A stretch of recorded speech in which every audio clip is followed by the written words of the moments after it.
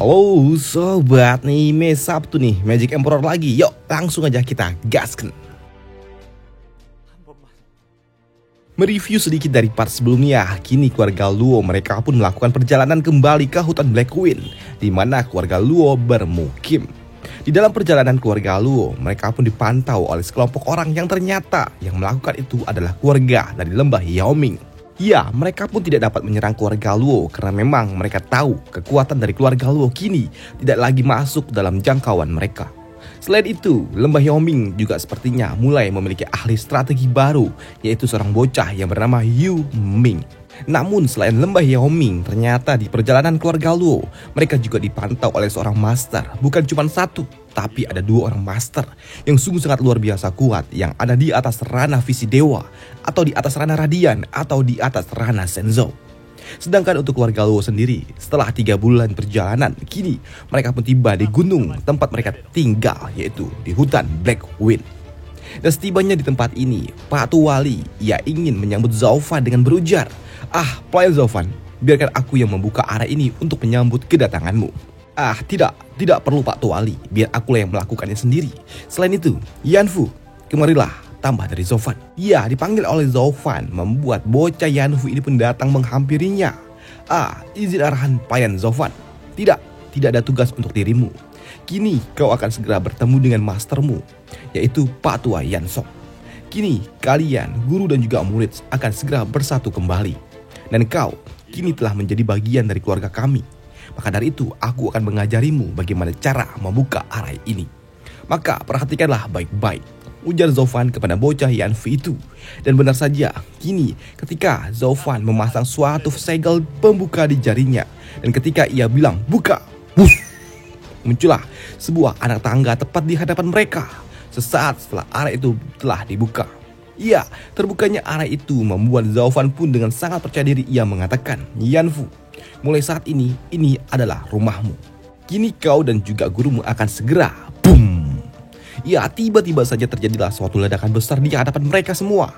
Ya, selepas ledakan itu juga terdengarlah suara orang yang sedang bergaduh atau sedang ribut, di mana suara itu sungguh sangat tidak asing. Yang jelas suara ini berasal dari para bocah-bocah kampret pembuat ulah milik keluarga Luo. Kiki, nenek peyot, kalian pikir kalian siapa? Zaufan ataupun Pak Tuwali, siapapun mereka itu. Sampai-sampainya berani mencari masalah dengan kami 4 iblis agung ini. Iya, mendapatkan keributan itu sempat membuat urat emosi Zaufan pun mulai berdenyut. Ya, melihat Zaufan yang sepertinya kesal setengah mampus dengan ulah 4 iblis kampret itu, membuat Pak Tuwali pun berujar, Plan Zaufan, saya akan memberikan pelajaran kepada 4 kampret kecil itu. Tidak perlu Tuwali, biar aku saja yang melakukannya. Boom. Ya, keributan itu pun terus terjadi. Pertarungan terjadi antara para tetua keluarga Luo. Dan itu juga membuat Zaufan pun sungguh sangat jengkel dengan ulah para tetua keluarga Luo. Dan puncaknya, Zaufan pun benar-benar kesal ketika ia mendengar salah satu tetua, yaitu si nenek mungil yang imut itu. Ia berujar, dasar kampret, dasar para iblis-iblis kecil kampret, berani-beraninya kalian menghancurkan cermin 1000 tahunku. Kalian benar-benar kampret, aku akan membunuh kalian, ujar si nenek imut itu. Kiki, kau ingin membunuh kami? Kau pikir kau bisa melakukannya? Kami cuma membantumu tahu. Buat apa kau membutuhkan cermin? Kau sudah tua seperti itu, nenek tua. Dasar iblis kampret, Qin Jintiang. Berhentilah membuang-buang waktu dengan mereka. Ayo kita gunakan jurus pamungkas kita, jurus hidup mati itu. Melihat keributan para tetua keluarga Luo membuat Pak Tuwali, mereka benar-benar akan saling membunuh kah? Plan Zaufan, saya akan menghentikan mereka, ujar Pak Tuwali kepada Zaufan. Tidak perlu. Karena bagi Zaufan untuk dapat menyelesaikan masalah ini sungguhlah mudah. Karena begitu ia menjentikan jarinya saja, ting! Iya, pasangan kakek nenek tua ini pun begitu juga dengan 4 iblis kampret ini. Tiba-tiba saja langsung terdiam dan menjerit menahan rasa sakit yang sungguh sangat luar biasa itu. Apa yang terjadi? Ini sudah tidak pernah sakit lagi selama 5 tahun. Kenapa ini tiba-tiba terasa sangat menyakitkan? Aku tahu, ini pasti ulah cacing darah itu. Si Tuwali yang sialan. Ia pasti telah kembali, ujar para iblis-iblis itu. Diam kalian semua, dasar iblis kampret. Lin Jintiang, ia tidak tahu cara menggunakan cacing darah itu, sambut si nenek imut itu. Apa? Jadi dia mempermainkan kami. Tapi tunggu, jika bukan Li Jintiang, kenapa aku merasakan sakit ini? Bahkan aku juga tidak dapat bergerak, ujar iblis lainnya lagi. Dasar iblis-iblis kampret. Apakah kalian tidak sadar siapa di dunia ini yang dapat bertindak kejam seperti ini selain orang itu? Bocah itu, ia telah kembali, ujar si nenek imut ini. Karena benar saja, tak lama setelah itu, Zhou Fan pun muncul tepat di hadapan mereka semua. Ya, kemunculan dari Zhou Fan di hadapan mereka membuat dua kubu ini yang saling bertikai itu langsung terdiam dan juga berlutut. Berlutut di bawah kakinya Zhou Fan ketika Zhou Fan datang melintasi tempat ini. Ya, kemunculan Zhou Fan dan juga rombongan ini membuat Pak Tua ini berujar, Tetua Li, tolong beritahu kepada pelayan Zhou Fan kalau 4 bocah itu yang melakukannya kepada kami, bukan kami yang memulainya, ujar Pak Tua ini. Kalian ternyata masih belum sadar kalau pelayan Zhou Fan sudah tahu ini semua. Tapi kalian berdua juga harusnya juga tidak pernah berpikir untuk menggunakan teknik kematian itu di tempat ini, ya kan? Apakah kalian berniat untuk memusnahkan kediaman keluarga Luo? Pelayan Zhou Fan kini dalam kondisi hati yang baik, tapi kalian malah berbuat yang aneh-aneh. Dasar, ujar Pak Tua ini. Tetua Li, kami tidak berniat untuk menggunakan teknik itu. Kami hanya asal bicara aja, ujar kakek mesum ini. Sedangkan untuk si nenek imut, tolong, nona muda, tolong. Ya, jangan khawatir, ujar Yun Xiang kepada dua pasangan kakek nenek itu. Yang membuat pasangan kakek nenek tua ini pun paham. Iya, tidak sia-sia kami menghabiskan banyak waktu bersama nona muda.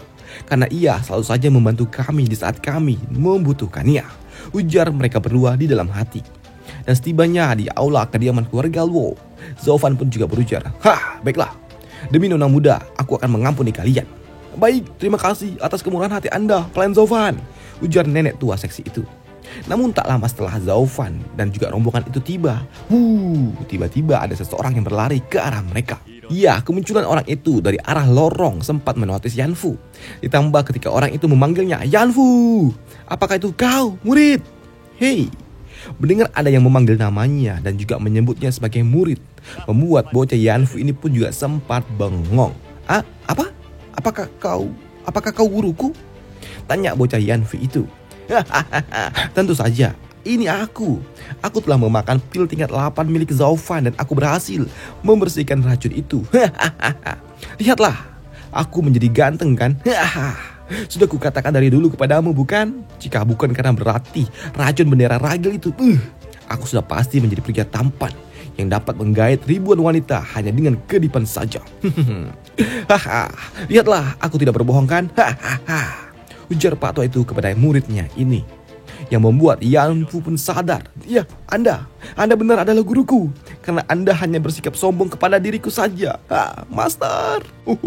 Yan Fu. Ya, kini dua orang ini pada akhirnya dapat reuni kembali setelah terpisah sekian tahun. Dipisahkan oleh Zhou Fan, ditemukan kembali oleh Zhou Fan. Waduh. Sedangkan untuk Zhou Fan sendiri yang melihat mereka berdua, doi pun juga berujar, Yan Fu, kau masih terlalu muda untuk menjabat sebagai seorang tetua. Maka dari itu, mulai hari ini, kau akan menjadi seorang asisten di keluarga Luo. Baik, terima kasih pelayan Zhou Fan atas berkah yang engkau berikan, ujar bocah Yan Fu itu. Ya, di sini Zhou Fan pun senang karena memang semuanya berakhir bahagia. Tapi tiba-tiba saja ia pun ternotis akan suatu hal. Aku merasakan sesuatu. Apakah aku melupakan sesuatu? Tapi kurasa tidak ada. Tapi ada yang mengganjal. Tapi yaudahlah, lupakan saja, pikir dari Zhou Fan. Dan ternyata yang dilupakan oleh Zhou Fan adalah 4 iblis ini. Mereka masih saja disiksa oleh Zhou Fan dengan teknik cacing darah itu. Bos, sepertinya kita telah dilupakan oleh pelayan Zhou Fan. Ya, kau benar, sepertinya begitu. Ini sungguh sangat menyakitkan, ujar para iblis-iblis itu. Sedangkan di tempat lain, di istana kekaisaran Tianlu. Apa yang kau katakan? Apakah Yan Bagui, Yu Yun Xiang dan juga Lin Xuanfeng, mereka semua mati? Bahkan jenis nomor 1 itu, Wang Fukitian, ia juga mati.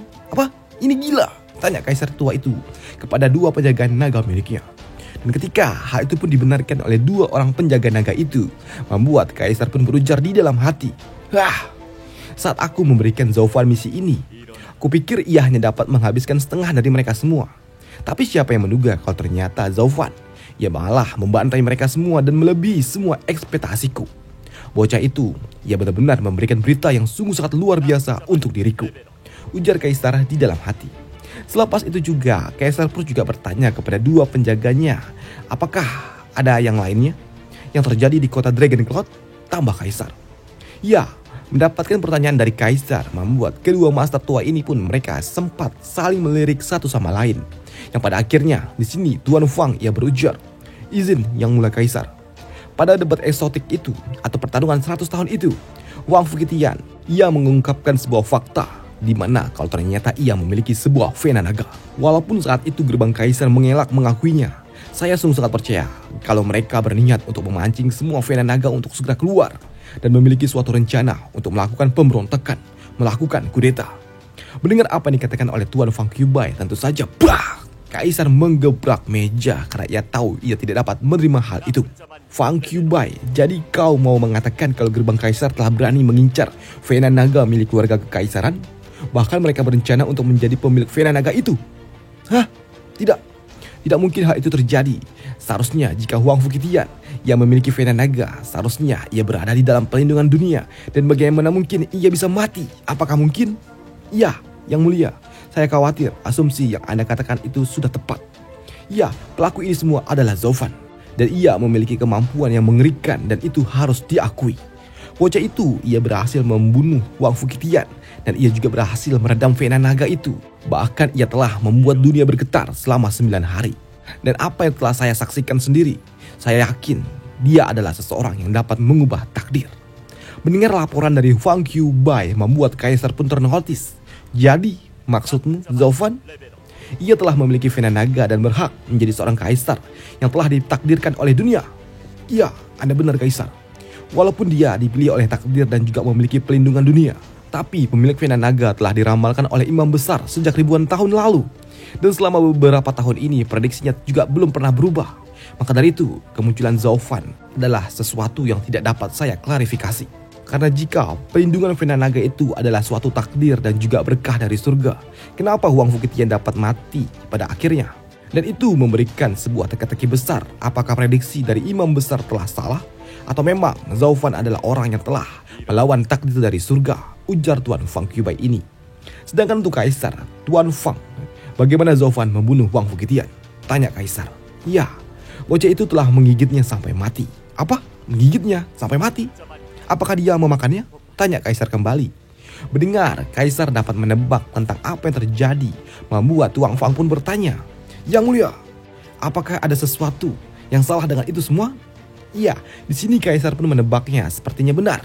Kalau Zovan telah memakan bocah Wang Fu hidup-hidup. Maka dari itu, Kaisar pun kembali bertanya, apa yang terjadi setelah itu? Apa reaksi keluarga lainnya setelah tuan muda gerbang Kaisar itu mati? Tanya Kaisar. Ya, yang mulia, kebencian gerbang Kaisar kepada Zovan sangatlah mendalam. Dan ketika anak itu kembali ke kota Dragon Cloud, keempat patriark mencoba untuk menyerang dirinya. Namun, apa yang terjadi? Apakah kau menyelamatkannya? Sabut dari Kaisar. Tidak. Anak itu memiliki vena naga. Dan cepat atau lambat, ia pasti akan menjadi duri di dalam daging di keluarga kekaisaran. Memikirkan hal itu dan banyak hal yang telah ia lakukan untuk kita, kami tidak dapat begitu saja membunuh bocah itu tanpa perintah dari Kaisar. Maka dari itu, ya, kami membiarkan gerbang Kaisar menyerang anak itu. Dan itu adalah keputusan terbaik.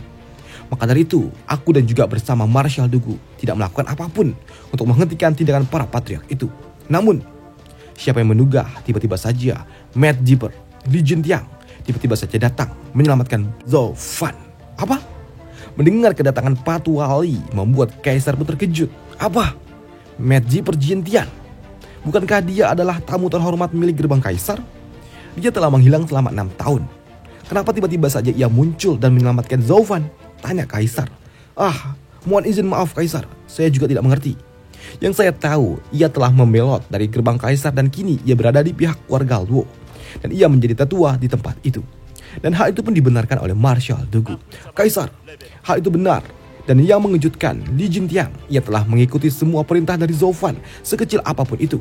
Dan itu dapat dikonfirmasi oleh tindakannya ketika Zovan memberikan suatu perintah untuk segera menghabisi gerbang Kaisar. Li Jintiang, ia sama sekali tidak ragu untuk segera menyerang patriark dari gerbang Kaisar dan juga yang lainnya. Mendengar apa yang dikatakan oleh Marshal Dugum membuat Kaisar pun tidak percaya dengan apa yang telah terjadi di kota Dragon Cloud. Gila! Apakah gerbang Kaisar dihabisi di kota itu? Tanya Kaisar. Tidak Kaisar. Jika semua para tetua dari gerbang Kaisar dihancurkan dan juga mati, dunia pasti akan kacau dan itu hanya akan mencoreng nama Anda, Yang Mulia. Oleh karena itulah, saya pada akhirnya harus turun tangan. Tapi, Li Jintiang, ia sungguh sangat kuat dan ia telah berada di ranah puncak dari ranah radian. Maka dari itu, yang dapat saya lakukan hanya dapat mengimbangi kekuatannya saja. Saya sungguh memohon maaf kepada Anda, Kaisar. Ya, mendengarkan penjelasan dari dua penjaga naga tentang apa yang terjadi di kota Dragon Cloud membuat Kaisar pun tidak habis pikir tentang apa yang telah terjadi. Keluarga Luo. Apakah ini berarti keluarga Luo telah setara dengan 7 bangsawan agung? Bahkan mereka saat ini sudah sekuat dari gerbang Kaisar. Bahkan tidak sampai 1 dekade, tidak sampai 10 tahun, klan keluarga kelas 3 itu ternyata telah menjadi monster seperti ini. Dan semua ini terjadi karena kemampuan dari bocah itu. Ia sungguh sangat luar biasa. Ia mampu melakukan sesuatu yang dapat dikatakan mustahil. Kini Kaisar pun juga berjalan mendekati 2 penjaga naga. Dan ia juga mengeluarkan sesuatu dari balik jubahnya dan ia juga berujar. Lihatlah ini. Saat dunia bergetar, sang imam besar ia mengirimkan ini kepadaku. Ia melihat isi surat itu yang diberikan oleh Kaisar membuat Master tua ini sedikit terkejut dan bertanya, Kaisar, apakah kami dapat bertanya kepada Anda tentang apa arti dari kata-kata ini? Ya, kedua master tua ini memang sungguh sangat kuat, tapi otaknya nggak nyampe kalau bahas soal teka-teki. Waduh, ya awalnya aku juga tidak paham, tapi setelah aku mendengar apa yang terjadi di kota Dragon Cloud, kini aku dapat menebaknya. Naga tanah itu merujuk kepada Huang Fukidian yang mewakili gerbang Kaisar, dan naga langit pasti merujuk kepada Zaufan yang turun dari surga. Dan di kalimat kedua, saat kedua naga bertarung, itu pasti ada hubungannya dengan Zaufan yang sedang menghabisi Huang Fukidian. Dan untuk kalimat ketiga, datang dan sungai yang saling memanggil raja mereka. Ini adalah bagian yang paling mengkhawatirkan. Dunia sepertinya akan menjadi kacau dengan kemunculan para raja-raja baru di Tianyu. Yang artinya, Tianyu akan segera terpecah. Ya, mendengar apa yang dikatakan oleh Kaisar membuat kedua master tua ini pun syok. Dan itu membuat Marshal Dugu pun langsung mengambil sikap, Yang Mulia Kaisar. Saya memang dekat dengan keluarga Luo, namun demi ketentraman dari Tianyu, saya mohon izin untuk dapat menggerakkan pasukan untuk segera menghancurkan mereka.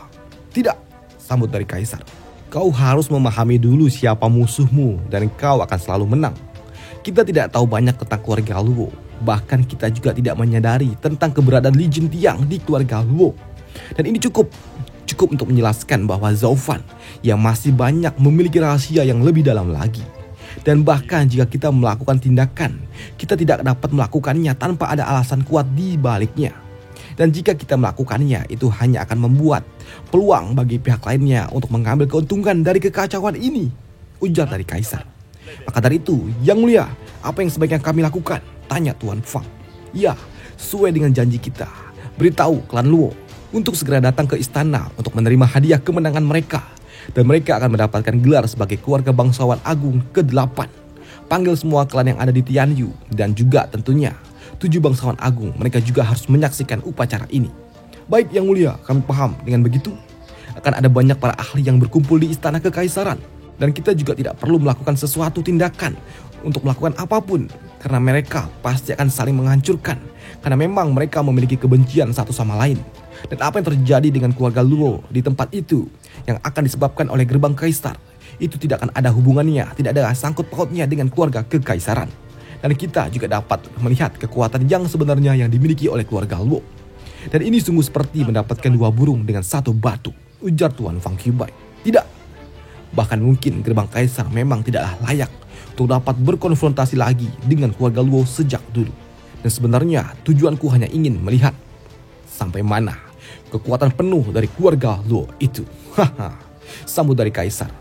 Ya, intinya di sini, inti dari percakapan ini adalah Kaisar ingin menghancurkan keluarga Luo dengan cara mengadu domba dengan gerbang Kaisar. Dengan begitu, pihak kekaisaran yang akan memenangkan ini. Waduh, dan ini telah diprediksi oleh Zaufan di minggu kemarin. Dan jika kalian detail, pasti kalian paham sama clue-cluenya itu. Waduh, oke lanjut dulu.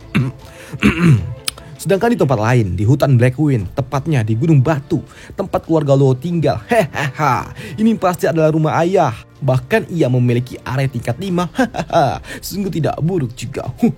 Ayah, aku telah sampai. Buka pintunya atau aku akan mendobrak masuk, ujar bocah hijau ini yang sudah pasti kalian tahu siapa bocah ini. Ya, keributan itu tentu saja membuat penjaga yang kali ini adalah Yanfu menyambutnya dan ia juga berujar, ternyata hanyalah seorang bocah kecil. Kau pikir siapa? Hei bocah, apa yang kau lakukan di tempat ini? Hah? Yang aku lakukan? Tanya bocah hijau ini. Ya, siapa yang kau cari di tempat ini, Yai? Tanya dari Yanfu. Ya, yang aku cari di tempat ini adalah ayahku. Dan selesailah alur cerita dari Magic Emperor minggu ini dan sampai jumpa hari Jumat untuk Magic Emperor. Dan seharusnya minggu depan Zhao Fan akan memulihkan tangannya yang putus itu atas persetujuan dari Usantong. Dan puncaknya Zhao Fan akan menunjukkan semua kekuatan penuh milik keluarga Luo dan juga kekuatan barunya di istana kaisar nanti. Dan itu akan membuat kaisar tidak dapat lagi membendung kekuatan yang dimiliki oleh keluarga Luo. Dan nanti setelah itu Zhao Fan juga akan bertarung dengan musuh yang super duper kuat yang berasal dari klan Shadow. Dan sampai jumpa, bye. Ini masih panjang, mantap ceritanya. Waduh.